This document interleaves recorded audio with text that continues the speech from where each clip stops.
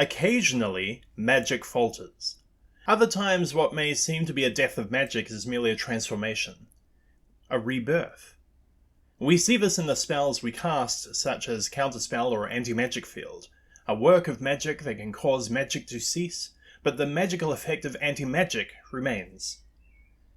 We see this in the items that we create. A rod of spell absorption takes magic and turns it into energy that can be used in other ways.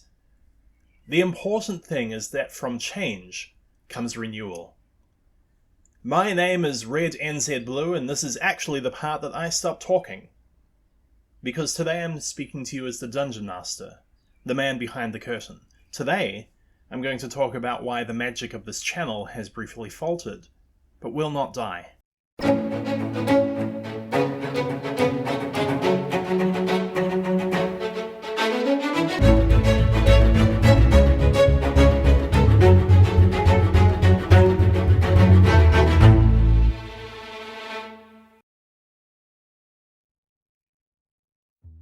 When I started this channel, I was given a new job, to produce the visuals for a friend's own videos while they got up to speed. But eventually that friend caught up to and surpassed my own skills, so the nature of the job changed, and instead it was encouragement to produce my own videos. And so the first year of talking about magic began, and I enjoyed every second of it. But I made a mistake in how I did it, because I focused more on the encouragement to keep me making videos. The payment I received was the foundation for productivity, and I relied on that system to keep me going. But 2020 struck everyone and my system broke down. It had to. My friend had to focus on other things, and I wouldn't have expected anything else. Eventually. But with the system taken away, the productivity of making videos vanished. I had lost my foundation, and without it the Wizarding Tower crumbled. You see, it's always been hard for me to do things. I find it nearly impossible to start something without a stressor behind it. Unless it's an hour away from the deadline, or I'm doing something as a reaction to someone else being angry with me, I'll just keep putting it off. I don't want to. It's just how it happens.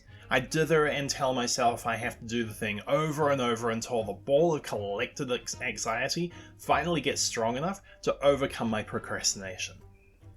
And that's what it was like with every video. What got me doing them was knowing that if I didn't, I wouldn't get paid. What got me doing them was knowing I had people who would ask me where the next video was, even if it was a day late. What got me doing them was other people, because I couldn't do them for myself.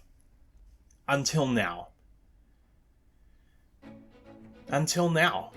You see, after a while I started getting curious as to why I couldn't do anything for myself. Why I had to encourage panic or anxiety to get it done. Whole bunch of other things as well, won't get into them. Personal stuff, life ruined, that sort of thing. Not completely ruined. Anyway, I did my research, I talked to friends, and eventually got a referral to see a psychiatrist, and I talked to the psychiatrist on Wednesday just gone, who advised me something very fundamental. I have ADHD. My baseline focus and drive to do things are severely muted, and that's what the medication is going to help with. You see, humans have learned amazing ways to do what they want and can make conscious efforts, but for some people there is no mental capacity to even start that effort. And so we rely on subconscious capacity. We all do it, I'm not special in that regard, it's just that I can only normally rely on that subconscious effort. And that effort is otherwise known as fight or flight. Being propelled by anxiety, that's a flight response. It works, but it works badly, and it also means that if there's something that can't trigger a flight response, I'm not going to do it. And without it affecting my finances, and with my secure job, there was no real need to keep going on with it. But now that I have my medication, I'm doing things for myself because I want to do them. And consistently over the last 3 days. In my 39 years, I've never had that happen. So I guess what I'm trying to say is this, because I am so good at writing a script but terrible at finishing and getting to a point. Thank you to anyone who watches this video. The regularity, the magic, may have faltered, but it has now been transformed. with the diagnosis and the medications I'm on, I can continue once more. I hope that you'll stick around for the ride, because it's going to get very interesting from here on out.